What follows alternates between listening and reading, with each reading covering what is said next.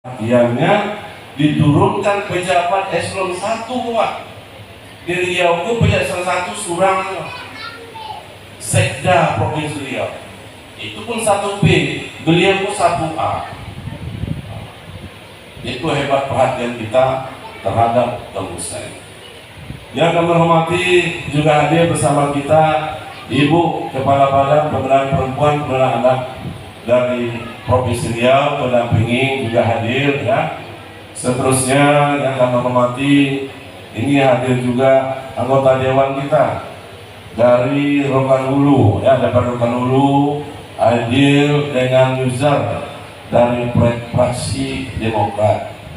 Terus juga hadir dari fraksi PAN. Jadi ada 2 fraksi hadir pada sore hari.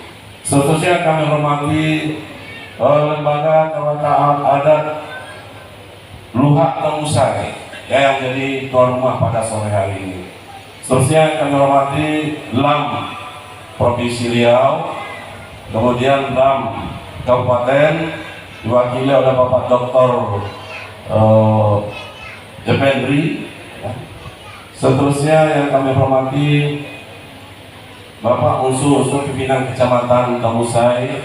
Sini ada Pak dan Ramil, ada Pak Kapolsek, yang terima kasih Pak atas kehadirannya.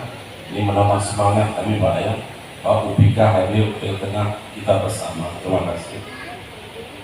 Seterusnya yang kami hormati hadir juga Rektor Universitas Pasir Pengarayan ya, Pak Dr. Hadianto.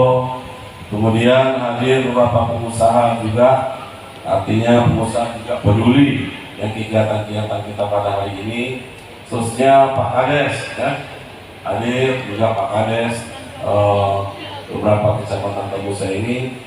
Seterusnya kepada teman-teman guru Mursik Tarikat Naksabandi, kemudian datuk-datuk pimpinan pucuk suku lembaga adat yang kita hormati, dan Bapak Ibu tokoh masyarakat, ahli ulama cerdik pandai, seluruh kita yang hadir pada kesempatan ini yang kami banggakan dan kami. Nah, jadi oleh sebab itu ya, karena bidang urusan itu adalah komisi saya, berdosa kalau tidak diurus dengan sesungguhnya. Nah, Bapak Ibu yang saya hormati, betapa pentingnya masalah perlindungan anak ini, sehingga pemerintah bersama DPR membuat suatu undang-undang, keluarlah undang-undang nomor 16 tahun 2017. Jadi keberadaan pemerintah, keberadaan negara, apabila ada suatu kasus penganiayaan, penzaliman, kekerasan terhadap anak, wajib hukumnya ditegakkan kebenaran dan keadilan terhadap anak. Wajib hukumnya ditindak siapa yang melakukan penzaliman dan siapa yang melakukan perzinahan. Karena undang-undang yang mengaturnya begitu. Kenapa? Karena hak asasi manusia. Ada HAM di situ. Jadi kalau kita perlakukan anak kita tidak betul, itu ada pihak lain membelanya dan bisa orang tuanya dipidana. Apalagi kalau orang lain menganiaya itu, lebih dipidanakan lagi.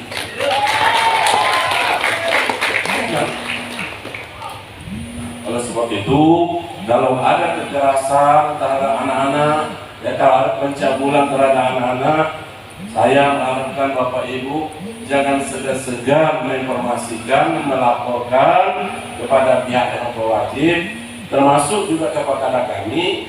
Karena apa? Kami adalah bagian mitra dari kerja masalah anak-anak ini. Kemudian namanya anak-anak, jam itunya mencokak, jam itunya itu. Tapi kalau tangguh orang tuanya itu bahaya. Ayah waktu betul.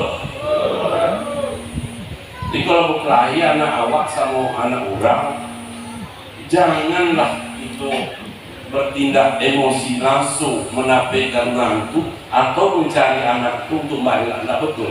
Nggak ada bijaksana kita. Tapi alangkah baiknya kalau orang tua itu yang mendatangi, ya kan? Kalau tawuran itu mana-mana ada, Pak. Berkelahi di mana-mana ada. Antara sekolah A, sekolah B, ya kan? Antara perguruan A, perguruan biasa. Itu anak muda. Yang tak boleh itu orang tua ikut campur. Boleh orang tua ikut campur, tapi untuk menyelesaikan masalah, bukan untuk menambah masalah. Kenapa dalam pemerintahan zaman Belanda dulu masalah anak kemenakan kita ini tidak pernah sampai ke aparat Belanda? Karena Belanda mempercayakan hukum adat di daerah itu. Begitu beragam pemerintah kolonial dulu, Pak. Kalau berkelahi antara ponakan suku A dengan ponakan suku B, selesaikan dulu sama nenek mama. Betul tak? Kok potongkan ayam, potongkan ayam. Kalau banyak nanti darah kedua potongkan kambing. Itu pemerintah kolonial, Pak. Menghargai adat istiadat setempat. Apalagi kita sama pemerintah merdeka, ini pemerintah kita. Ya. Soal itu apa disinggung oleh ketua tadi, Pak Kapolsek, Pak Dan Ramil, memang luhak Tambusai ini adalah luhak yang tertua kerajaannya di negeri Rokanhulu. Ini tuan, Pak. Rambah itu memang anak dari sini. Jadi Raja Rambah itu anak dari Raja Tambusai, tua Tambusai, betul kan? Bapak Ibu, yang tak banyak saya sampaikan, cuma itu yang dapat saya sampaikan. Kenapa kami sampai ke sini? Mitra kerja. Kenapa kami sampai sini? Karena urusan. Karena sumpah kami sebagai anggota dewan, ya kan, di dalam undang-undang MP3 itu, sumpah kami sebagai dewan, apapun isi alam yang ada diwakili oleh anggota dewan itu wajib diperjuangkan. Itu sumpah kami. Ya kan? Jadi tidak hanya meliputi Komisi 8 saja mitranya itu, tapi seluruh yang menyangkut ada hal-hal yang berkaitan dengan masalah dapil itu wajib kami bantunya. Itu sumpah kami. Nah, kalau tidak kami laksanakan maka sumpah, ya kan? Maka sumpah. Jadi mana dapilnya? Pertama Pekanbaru, kedua Rokanhulu, ketiga Rokanhilir, Keompek Dumai, 5 Bengkalis, 6 Meranti, 7 Siak. Itulah dapil daerah saya, itulah yang memilih aku dulu, itulah yang mengantarkan aku ke Senayan Jakarta. Kami memang kota pahlawan, tapi keluarnya ketika Kadis Pusaka ini adalah bagian bahwa kami tak akan mundur selangkah pun. Akan mundur selangkah kepada Bapak Kapolri.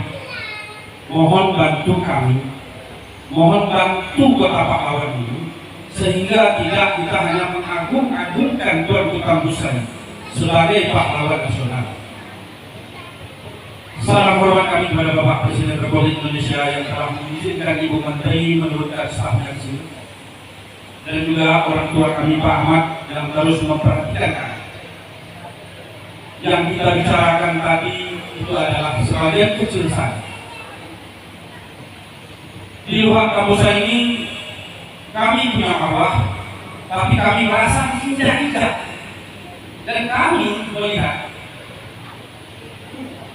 ketidakadilan berlangsung melaksanakan saya. Ketidakadilan itu berlangsung melaksanakan saya. Begitu saya orang melakukan ketidakadilan di Tambusai ini. Sehingga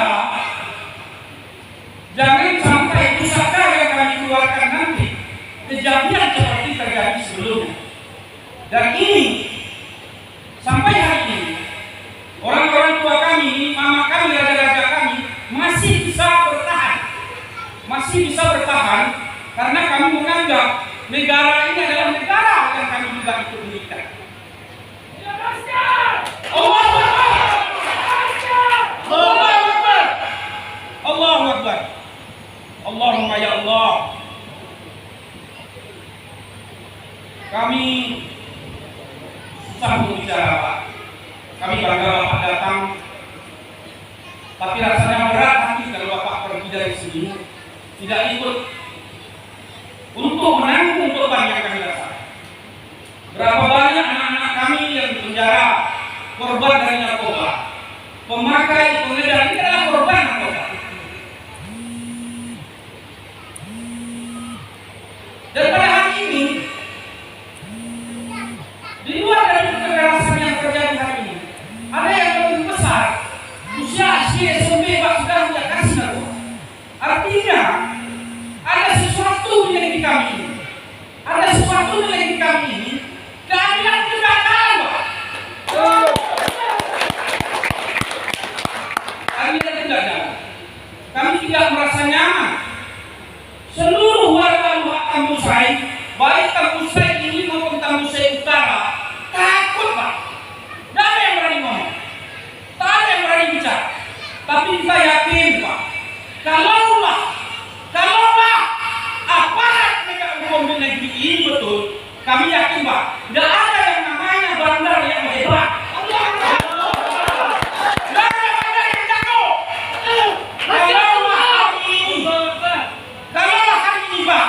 Kewenangan akan diberikan ke warga Luhak Tambusai.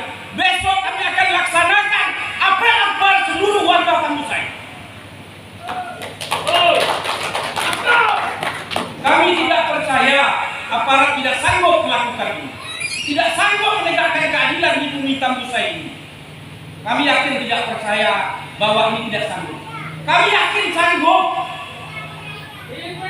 Makanya pada hari ini kami heran. Agenda ini Pak, agenda besar dan tinggi kami Pak, kepada Bapak Presiden atau yang mewakili. Perhatikan bumi ini penuh dengan narkoba. Tidak terlalu sulit, data tidak terlalu sulit. Ponakan-ponakan kami, anak-anak kami dalam penjara, tidak pernah kami urus. Itu juga kami berdosa.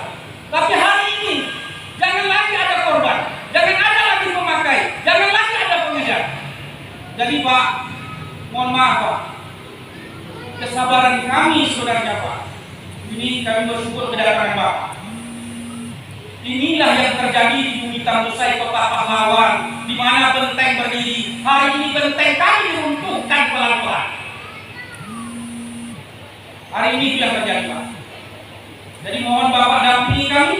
Ada kasus yang lebih besar di bumi ini. Ada kasus yang lebih besar. Sehingga penegakan keadilan tidak kami yakini. Kami yakin bahwa Kapolri sanggup untuk menegakkan keadilan di bumi Tambusai ini. Demikian Pak, mungkin ini saya mewakili anak keponakan Luhak Tambusai dan warga Tambusai, baik di bumi Tambusai, Kecamatan Tambusai maupun Tambusai Utara, yang sekarang dalam keadaan ketakutan terhadap bandar-bandar yang beredar di sini. Dan sekali lagi, kalau ada kata saya yang salah, kalau ada sikap kami yang salah Pak, kami mohon maaf. Yang jelas kebenaran milik orang banyak. Benarkah yang saya omongin? Benar. Ini kades hadir juga semuanya Pak. Semuanya merasakan, tapi tak ada yang berani ngomong. Tapi dengan kehadiran Bapak di sini, Bapak dari Kementerian, Bapak Ahmad dari DPR RI, mudah-mudahan Pak, inilah sebenarnya agenda besar dari Luhak Tambusai ke depan. Bagaimana anak ponakan kami tidak jadi korban lagi. Wa'ilul kalam, assalamualaikum warahmatullahi wabarakatuh. Kami persilakan. Sudah sebulan dilaporkan Pak, namun tidak ada titik terang dari penanganan perkara ini Pak. Sejauh ini mungkin apa dorongan yang akan diberikan oleh kementerian terkait Pak untuk menangani kasus ini?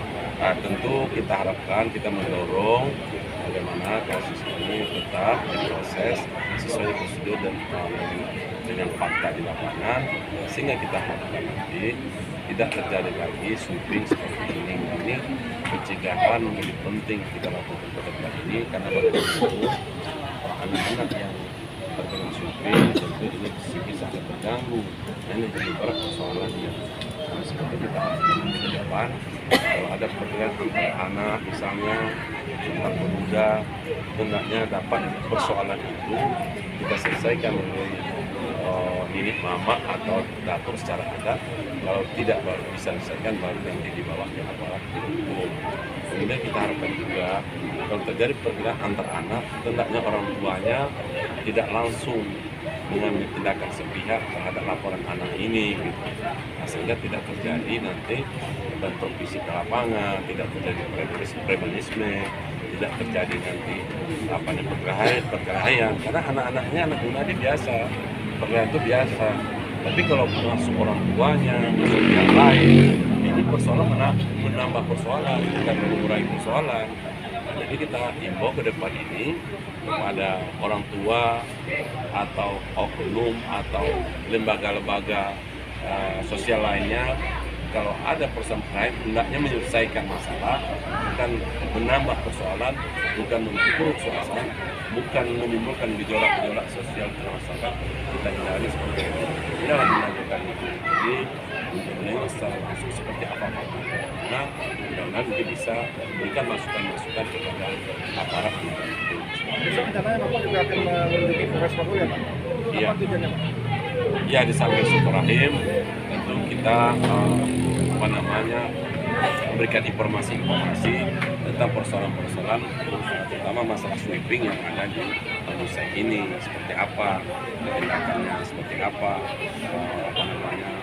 tindak lanjutnya seperti apa dilakukan. Itu dari pihak kepolisian nanti kita lihat penjelasannya, karena ini tidak boleh terjadi ya, apalagi kejadian itu di tengah malam ya kan, di waktu istirahat, anak di bawah umur ya. Ini persoalan yang cukup serius kita sadar karena akan mempengaruhi efek dari anak itu di masa depannya, terutama kejiwaannya akan terganggu, psikologisnya akan terganggu. Nah, ini perlu rehabilitasi, ya, perlu perbaikan dalam jangka yang tidak sebentar. Nah, oleh sebab itu ke depan ini jangan terjadi lagi sweeping seperti ini. Untuk pendampingan sendiri mungkin apa Pak yang kita akan berikan Pak kepada korban yang ini? Ya, tentu pendampingan hukum atau mungkin penghubungan dari orang tua? Iya, nanti dari Kementerian Pendapatan kita akan berikan semacam bimbingan psikis ya, konseling.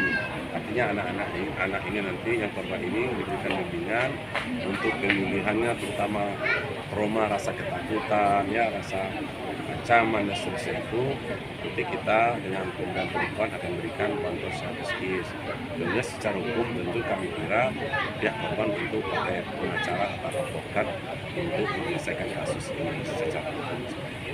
Pak, satu lagi tadi ada aspirasi terkait narkoba, Pak. Ini bagaimana kita menanggapi? Iya, itu saya bilang narkoba ini unsur kita bersama. Oleh sebab itu kita harapkan ini tidak main-main, karena narkoba ini tidak main-main.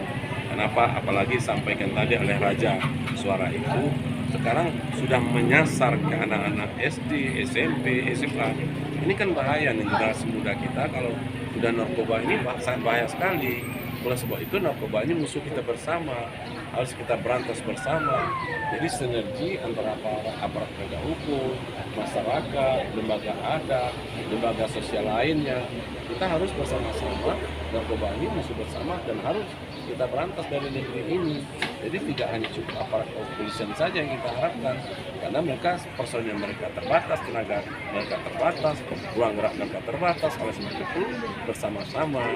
Oleh sebab itu kepada masyarakat kita harapkan kalau ada memang bandar narkoba, kalau ada memang transaksi narkoba, itu kita harapkan kepada masyarakat melapor kepada pihak berwajib, kepada pihak kepolisian dalam ini. Itu dengan harapan pelapor itu dilindungi sehingga kerahasiaan yang melapor itu juga terjaga, sedangkan kasus bisa kita dapatkan dari masyarakat. Jadi ini pekat ini penyakit masyarakat ini kan gudangnya di tengah-tengah masyarakat, kan ada di masyarakat. Oleh sebab itu di gudangnya ini, di lumbungnya ini harus kita berantas di tengah masyarakat. Ya, penyakit narkoba ini kan di tengah masyarakat. Oleh sebab itu masyarakat kalau merasa itu penyakitnya, yuk bersama-sama dengan aparat hukum, lembaga lainnya untuk memberantasnya supaya generasi muda kita terselamatkan dari bahaya. Baik, terakhir nih Pak, ini beberapa kasus kekerasan terhadap anak. Mungkin apa pesan Bapak untuk pemerintah daerah dan juga penegak hukum yang ada di Saya kira pemerintah daerah sudah paham lah ya, tapi kami kira ayo kita bersama-sama, yang terutama masalah narkoba ini kita tingkatkan kepedulian kita tingkatkan responitas kita, dan terutama juga kita tingkatkan solusi untuk menyelesaikan persoalan narkoba ini. Itu harapan kita. Terima kasih Pak.